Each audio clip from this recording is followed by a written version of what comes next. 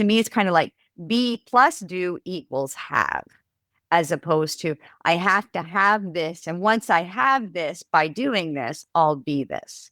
So it's kind of a mindset reset in terms of how do we go about this conversation to really support what I believe all of us as coaches stand for, which is that transformation, that growth, that evolution. And I think it's a good thought-provoking inquiry for us as coaches, as much as a model for what we can offer and bring into our coaching conversations. Hi, I'm Jennifer Britton, and welcome to the Coaching Money Podcast. I've been on a mission for the last 20 years to expand the coaching conversation to many.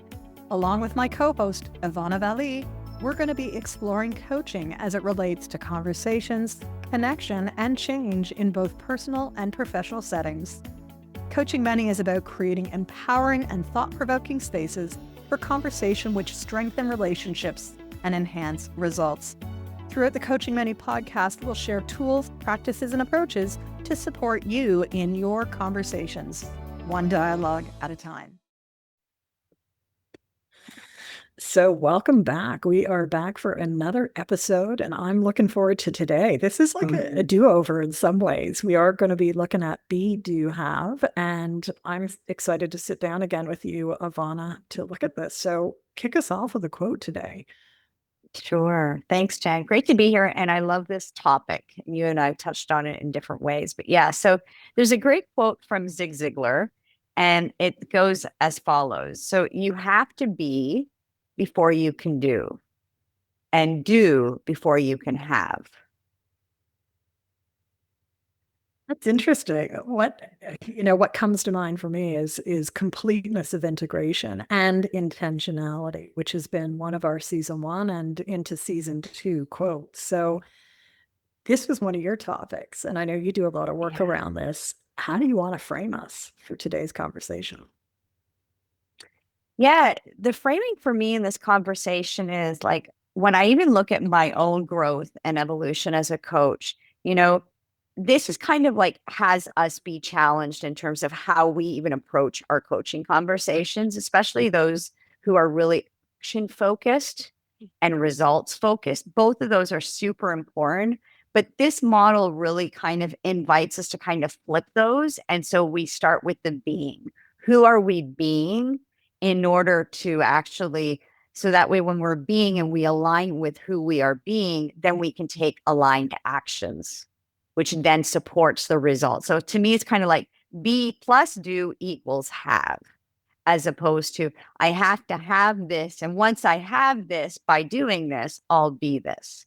So it's kind of like a mindset reset, in terms of how do we go about this conversation to really support what I believe all of us as coaches stand for, which is that transformation, that growth, that evolution. And I think it's a good thought-provoking inquiry for us as coaches, as much as a model for what we can offer and bring into our coaching conversations, our Coaching Money conversations. I love that. And what comes to mind for me is just the totality of it. I know I was using that integration, but it really is the totality of the core components in the conversation. Mm-hmm. So maybe shed some light into terms of how you might actually coach around this. What would you do with a client? Sure. So in terms of using this model, a lot of the people that I work with, different contexts, whether it be learning a new language or going through a transition, really find themselves in a very vulnerable place. And so they really want to have those outcomes of, success on the other side of this transition, or I really want to be a fluent English speaking as an Italian native. But oftentimes they focus on I have to talk perfectly. I have to, do these types of things I need in order to have this. And so the starting point really is helping them have some awareness around, who are you being? Like, what's it going to take to have that? So to me, it's the starting point around self-awareness. Oftentimes I'll bring in the somatics, the embodiment of, if you are being courageous, if you are being brave, because that's what it takes to get through a transition, as an example. If you are being confident, So, helping them connect with what that looks like, what that feels like, what does that sound like? What is the embodiment of that in your body? Oh, my shoulders are down. And a lot of this often involves like kind of looking and this is why I think your model, the iceberg model, is so beautiful. And I'll let you speak to it more, but like that below that waterline, like that mindset, those values, those assumptions, those habits, to be able to kind of explore those beliefs. Like we have to go below the waterline because oftentimes, in order to be, we're looking at identity, we're looking at mindset. And with skipping over those things, it's not sustainable. As you said, that totality piece. And I'm really glad that you bring us to, I think in today's business context, is all about results, get it done. But in fact, if people are unaligned with the below the waterline items, we're going to see more of the burnout. We're going to see more of the conflict. We're going to have more of that friction instead of the momentum that people really need in order to get things moving quickly. So I think a starting point could be, let's not go to results, but let's go below the waterline, leading from values, leading from, as you said, the belief system. As you think about your biggest goal for maybe the next quarter, what is the mindset that you need to be leading from and coming from in order to get that alignment and the flow? And I'll use that word again, the momentum, because there is so much happening in the external environment right now, which is why I think, it's really apropos for us to be talking about be, do, have, because it's maybe not the same line to the have, to the results as it was even 3 or 6 months ago. Yet, if we can come from alignment of who we are and our belief systems, then it really is a journey that can take many turns rather than a straight line we hope to have at the end. I'm just very sensitive. I've got this beautiful music. You go ahead. It's music, but I think this is music to our ears, whether you have it around you. But I think this conversation is music to our ears. Like, I think it's a really important conversation. Even as you were saying that, Jen, like part of the being is, for me, it's like, I want to be grounded. I want to be confident. I want to be centered. And sometimes has us look at, what does that look like? I'm just thinking, as you're saying, about boundaries, especially in a world where there is so much change, there is so much chaos. Part of the being is that groundedness so we can have that discernment. But you can't be grounded and be doing everything for everyone. A lot of the people I work with, they seek that approval, those people pleasers, those perfectionists. But you can't be grounded and be people pleasing. And I would even add on, it's not just people pleasers whose boundaries are getting pushed. I'm not a people pleaser. It's just like the volume of all the things that business needs to be doing at this moment to adjust to radical changes in the business context. That is part of being. How are you grounded in an environment of chaos, in an environment of whiplash? And part of it is mindset, right? It's like, how do I choose to approach the day, and how do I make sure that I'm renewing so that you're ready to go the next day? I know last night was a very long Monday, right? But it needed to be a very long Monday, and I had meetings starting early this morning, and you just gotta make sure that you get the rest that you need. Yes. So that you can and I think you just touched on something else, like that being. And I really appreciate you normalizing, like, we are overwhelmed, we are bombarded, whether we're people pleasers, like this is part of our reality as leaders, high achievers, however you identify. And this is what we talk about, like part of that identity, right? Movers and shakers, high achievers, pleasers, accommodators, whatever the word is. But that mindset is part of that. Absolutely. And also, I'm just thinking in terms of, that identity of how do we see ourselves in this situation? And you touched on like that rest. Part of being grounded isn't only what I'm saying yes to, but how am I taking care of myself so I can be grounded, so I can be confident? Today I decided to take a lunch. I had an early lunch and I went to the sea. I literally brought my half chaise and sat 1 meter from the C because I needed to disconnect because I knew I had a busy afternoon. And part of that being is that discernment. Yeah. Totally. And it's interesting. I think of the client conversations I had this morning, which high-powered male professionals, right? It's not only someone like me that's waking up in the middle of the night thinking about the business, it's everyone right now. And so to the be, do, have, how are we really making sure that we are looking after ourselves, but, having the time and space to also be able to think, not just think short term, but also think strategically. So to me, it is about alignment. It's about integration. It's about to be, do, have. We've got to get up and see the bird's eye view. We've got to see the mountaintop. We can't be right in the weeds looking up all the time as well. And I think like for you, as you said, it was that for you, it's in the middle of the night, or as you and I talked this week, like for you, it's gardening at 5:30 in the morning. Yeah.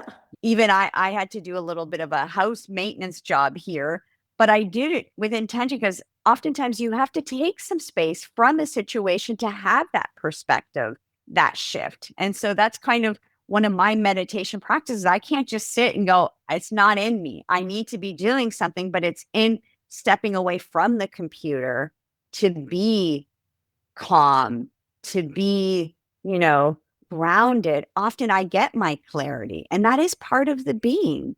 It's part of that shifting that inner dialogue, or even shifting in how we're doing things and experimenting with that so we can then start taking those aligned actions. So me doing my little house maintenance job gave me the clarity, the space to be able to then come back and take action with discernment and intention. Love it.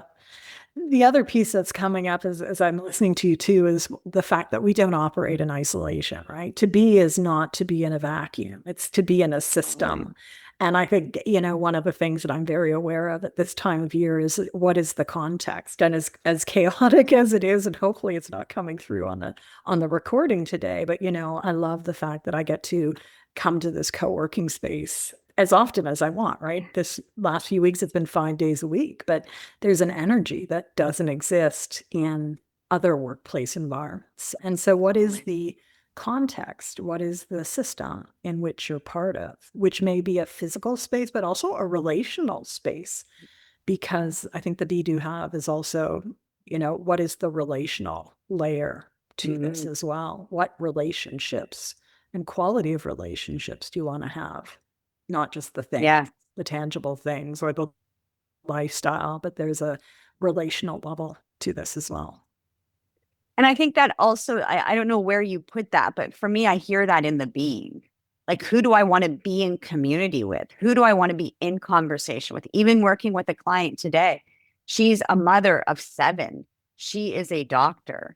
And, she was really connecting to like being present for her family and being present. And part of that meant being present for herself, because we also do a workout together twice a week. And she was just acknowledging how she's had to like prioritize her stuff, but she recognizes that disconnected from her own physical routine and how that's affecting how she shows up, how she's being with her patients, her family, herself. And I think that is part of that identity, and like, hold on. And we can't be everything to everyone. We can't do everything all the time. Yeah, identity. And as soon as you say identity, I also think the habits, right? What are the habits that are going to sustain and not only sustain and maintain, but take us to where we want to go, right? As much as our systems want to keep us in homeostasis, I do believe that we want to be evolving as humans. And so that does mean shifting. And then how do the habits help us shift? There's another interesting layer here, though, that I want to raise because it's pinged my world like a couple of times in the last 48 hours, which is what opportunities lie ahead in the evolving world of work with AI, as some of the more quote unquote grunt work might be dropping off, where it doesn't have to take as long. Like, does that free us up to have an operational system at a higher level? I just ask that because, to be and to do maybe there's an opportunity to replace some of the doing with Yeah. automated and AI systems. Now, that's a pretty revolutionary thought for some people, but I think many organizations have already decided we're bridging the gap and we're going to integrate it. I'm looking forward to doing some work next week, and we're actually going to have it part of a leadership retreat process. Why not? If that's how an organization wants to go, let's leverage it, right? It may mean taking what would have taken before 3 months and putting it into an hour. That's a really interesting way to look at how do you have without doing the same stuff every time. And I think that's at the core of the mindset. So we're bringing a layer of AI and automation and integration. Like, it's kind of like, how can we lean in? Like whether AI's your tool of choice, or whether it's even a lot of people that I work with, like, they really have a hard time letting go and delegating. And so even that piece, it's like, regardless if it's that mindset around like sharing, asking for help, whether it be AI's help. I recently finally just upgraded to the 4.0. I'm now, and and honestly, it's a no-brainer. It's an absolute no-brainer. When you make the shift, it's a no-brainer. But beforehand, it's like, should I not? Well, what's the cost? What's the loss? Exactly. Yeah. What are you missing? And the beautiful, and for me, I recognize that was a mindset shift, right? Like, that was, and it's like, okay, again, we're kind of evolving that, doing, okay, if I want to be confident, if I want to be the best leader, if I want to like really move my business forward, then what is my relationship with AI? I've always been curious. I've always played with it. But even that small shift, that small investment, really was, okay, who do I have to be in order to actually move my business forward? Okay, and how can just even having open conversations? We deal with this in group coaching essentials and marketing. Like, how do we just open the door to conversations? Well, that takes a certain way of being, a certain way of showing up. And I love what you said. I don't want to step over is those habits. Some of those habits have to be shifted. Some of those habits have to actually be released. The ones that no longer serve us. And that's where I think this model really is supportive if used with intention, as you said, but also used with care in the sense of the steps. So that way we're not doing it all, but we're taking some space to actually give some thought to who we want to be so we can then take those aligned actions so we can have the results that we have. And part of this is experimentation.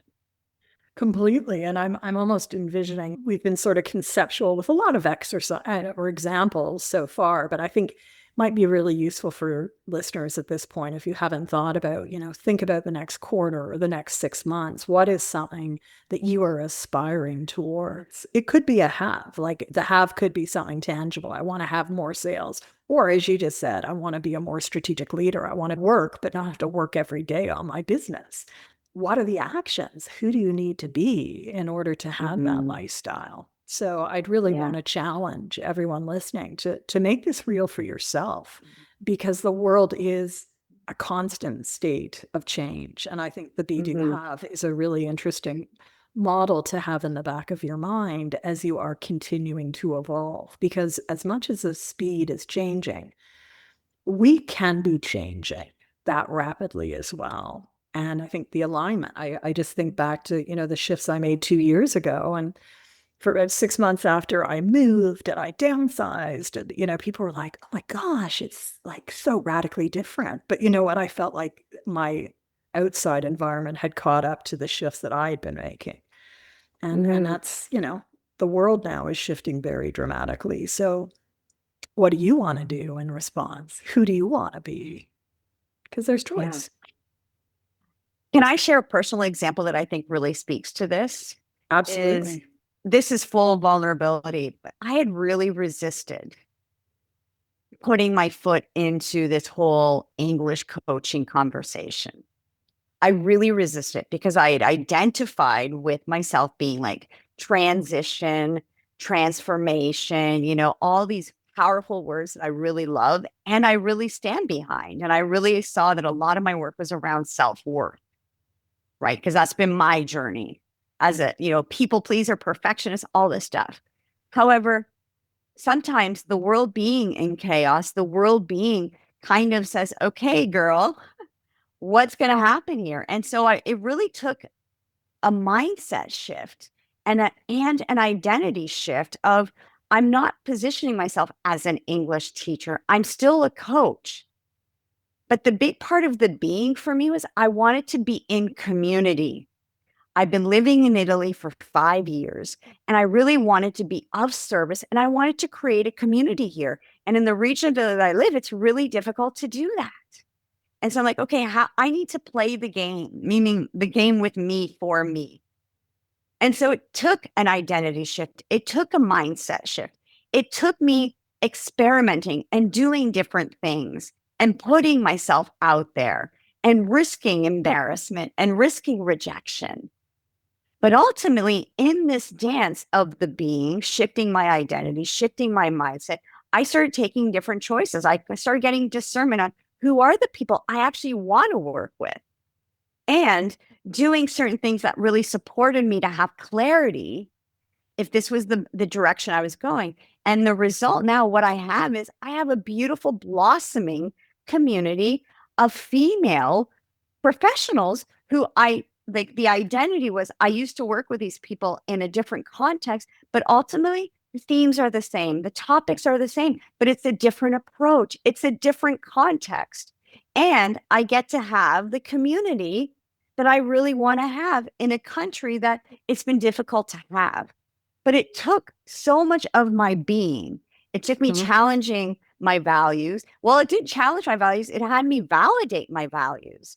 It had me question my mindset, my beliefs around what a coach is and what it has to look like in order to actually change the trajectory.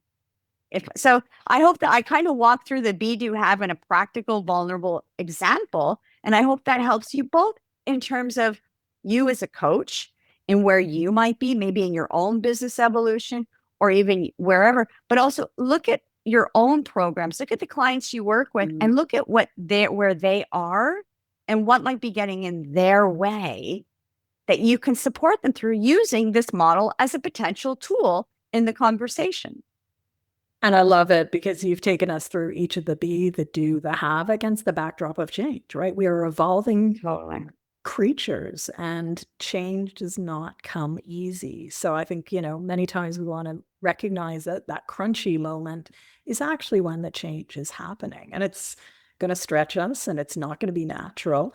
Oh, I just went to my phone for a moment because this past weekend I was really lucky to listen to a great speaker and author. Her name is Victoria Labalme, and her book is called Risk Forward, Embrace the Unknown and Unlock Your Hidden Genius. And what I loved about Victoria's presentation was it was so lively, right? And but this notion of like risking forward, right? If we're not risking, is change really going to happen? And in order to change, we've got to let go of one of those levels, or maybe all three of the levels of the being, the doing, the having. So I just offer that up as maybe another resource for people to look at if you like to read, or again, I think she's got a TED Talk. And so change requires shifts, and those shifts may not be easy, but it's part of human design. It's part of the human adventure. Totally. So I love that. And as you were saying that, if I may, Jen, add, because I know there's a lot of listeners, a lot of coaches that come through our programs around the somatics, like the nervous system, even with Neela, that we're doing like the neuroscience, like of change. And I'm just thinking about like, how can we, even in the being, the nervous system, how can we support that space? Because yes, we need to be in order to do, but some of that is tumultuous, challenging. And so as coaches, not that you have to go and be trained in nervous system work, but can you actually just create that space, that trust, safety, and connection in order for people to have the time to kind of go, wow, like, where do I notice that belief of having to get it done? that hamster wheel attitude. Okay, I'm feeling it in my chest. My heart is racing. So just like being that, bringing in that nervous system, like to support that being in order to make that shift. Yeah, and I think it's the somatic, but it's also our design level, right? We're just about to step into one of our hot topics calls for our community, which are always invited to join us. We do these bi-weekly on Tuesdays at noon. And we're going to talk about facilitation and the changing environment, right? And so part of it is the science. Like, are you using the science of how we're wired? Are you using the science of good design? Because if we can have a good design supporting us in the change process, then that really, it's a load lifter, right? It's taking some of that heavy weight off so that we can have space to breathe, have space to notice, have space to go through the being shifts. It doesn't have to be so hard. So I'm really glad in our last few minutes that you've taken us to the somatic level, the design level, the science level. And I would say with NELA, with neuroscience learning and experiential approaches, our final course on the pathway to credentialing, as well as our own internal certification for group coaches or team coaches, that NELA is, after 3 years of running it now, like I think people's favorite course. It is that integration. And just as we've talked about, it is about the being, it is about the doing, and it is about the having ultimately. So, Evana, I'm so glad that you took us into today's topic of, do you have any final resources you want to recommend or things you direct people to? I'm going to actually direct people back to the core competencies because even as you were talking, like to me, it's like, this isn't new stuff. We're like taught, like at the front end, you said, this is about integration and intention. Like this is another layer of core competencies, like that maintains presence. I love what you said. Like, I think this really comes to life in the practicum. People really are on this facilitation versus coaching, and sometimes they show up and they really don't have any design and they kind of fumble themselves they're through it. But I think part of this is really like, what do you need? What are like, this is one framework of many that we're offering, but the design is foundational. So that way you can show up and be evoking, like listening.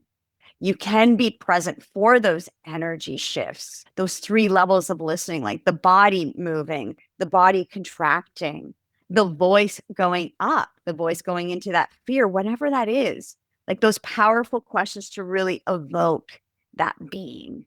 And we talked about values. We talked about mindset. These are core things that any coach does in any one-on-one, but bringing in the core competencies adds that, I'm going to say, rigor, that discipline we have as coaches. So that's where I'm going to direct people. It's like, this isn't new, but think about this from the lens of the different competencies and maybe look at those competencies and look at where you're strong, right? Celebrate that win, but also where's your stretch for the greatest impact you want to have with your participants. Beautiful. And I'll just wrap it up with some place that you took us at the beginning, which is a reminder of the Iceberg model that I first introduced in Plan, Do, Track, Coaching Business Builder, and Reconnecting Workspaces, because it is about the work below the waterline that's really going to create that sustainable change. Oh. Well, I think that is it for this week's episode. So thanks for joining me. And Thank any you. final comments before we wrap up? Dip your foot in and play with it for yourself and see where it can benefit your clients within your group coaching programs, your team coaching programs, or even at the kitchen table. We'll see you for our next episode. Take care. All right.